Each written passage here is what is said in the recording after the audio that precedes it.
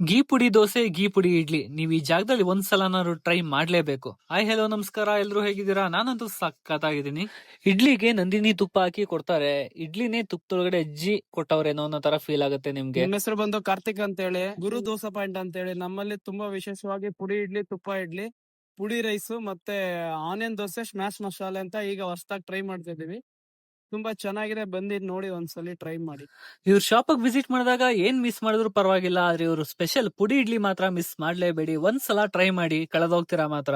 ನಾವ್ ಇವ್ರ ಹತ್ರ ಆನಿಯನ್ ದೋಸೆ ಮತ್ತೆ ರೈಸ್ ಬಾತ್ ನ ಟೇಸ್ಟ್ ಮಾಡ್ದೋ, ಬಟ್ ಆನಿಯನ್ ದೋಸೆ ಮೇಲೆ ನಂದಿನಿ ತುಪ್ಪ ಹಾಕಿ ಘೀ ಪುಡಿ ಉದುರಿಸ್ಬಿಟ್ಟು ಕೊಟ್ಟಿದ್ರು.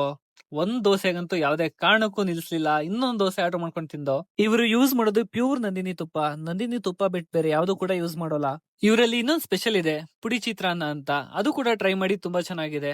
ಒಂದ್ಸಲ ಈ ಪ್ಲೇಸ್ ನ ವಿಸಿಟ್ ಮಾಡಿ, ಫ್ರೆಂಡ್ಸ್ ಅಂಡ್ ಫ್ಯಾಮಿಲಿ ಜೊತೆ ಶೇರ್ ಮಾಡಿ, ಟೇಸ್ಟ್ ಹೇಗಿತ್ತು ಅಂತ ಕಮೆಂಟ್ ಮಾಡಿ. ಮತ್ತೆ ಇನ್ನೊಂದು ವಿಡಿಯೋ ಜೊತೆ ಬರ್ತೀನಿ. ಅಲ್ಲಿವರೆಗೂ take care, tata, bye bye. ನಮ್ ಪೇಜ್ ನ ಫಾಲೋ ಮಾಡೋದ್ ಮಾತ್ರ ಮರಿಬೇಡಿ.